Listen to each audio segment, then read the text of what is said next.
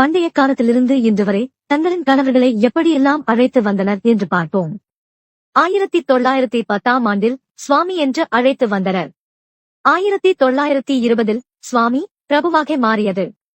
1930இல் ராணா நாதா, 1940இல் நாதா, 1950இல் மணவாளா, 1960இல் மணாலன், 1970இல் அத்தான், 1980இல் மச்சான், 1990இல் மாமா, 2000இல் என்னங்க, 2010இல் ஏனுங்க, 2015இல் ஏங்க, 2018இல் ஏய், 2020இல் டேய், 2021இல் ஏய் லூசு, 2022இல் யோவ், 2023இல் பைத்தியம், 2024இல் என்ன கூப்பிடுவீர்கள் என்று கமெண்ட் செய்யவும்.